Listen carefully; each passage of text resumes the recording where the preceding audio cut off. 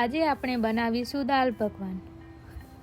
એ માટે સૌપ્રથમ એક બાઉલમાં ચણાની દાળ, મગની દાળ લઈશું અને સરખી રીતે ધોઈ લઈશું।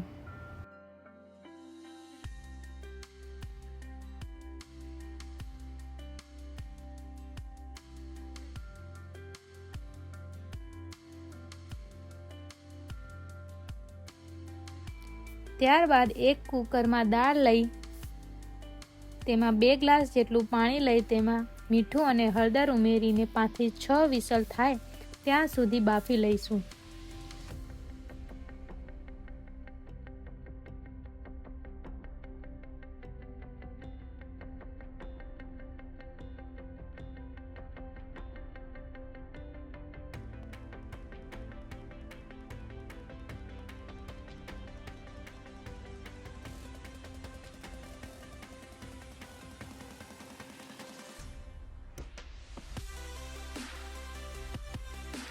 ત્યાં સુધી આપણે પકવાનનો લોટ બાંધી લઈએ।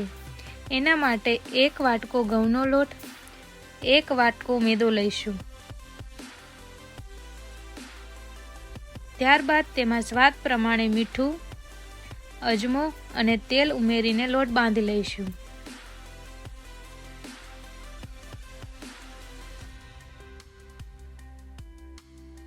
હવે આ લોટને 5 થી 10 મિનિટ સુધી ઢાંકીને મૂકી દઈશું। આપણી દાળ સરસ બફાઈ ગઈ છે। હવે આ દાળને આપણે વઘારી લઈએ।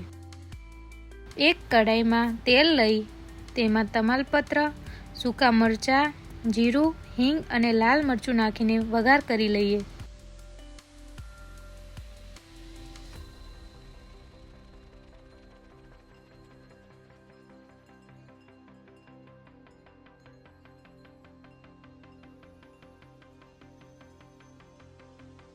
ત્યારબાદ તેમાં દાળ ઉમેરીને ધાણા જીરું, સ્વાદ પ્રમાણે મીઠું અને થોડો ગરમ મસાલો નાખીને 2 થી 3 ઉભરા આવે ત્યાં સુધી દાળને ચડાવી લઈએ।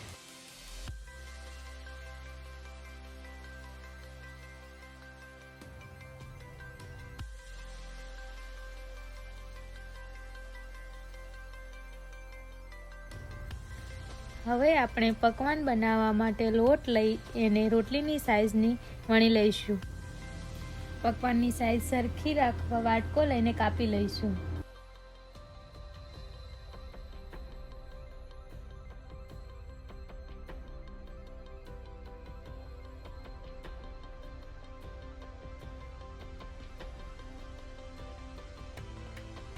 હવે આ પૂરીને ગોલ્ડન બ્રાઉન થાય ત્યાં સુધી તળી લઈએ।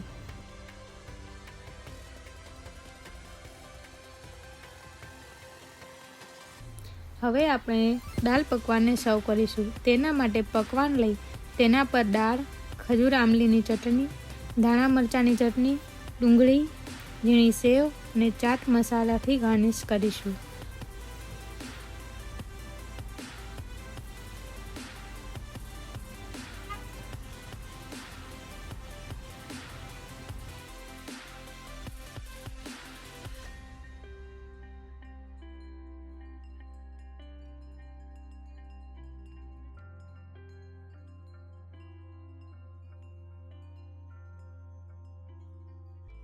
જો તમને આ વિડીયો પસંદ આવ્યો હોય તો આ વિડીયોને લાઈક કરો, શેર કરો અને સબસ્ક્રાઈબ કરો।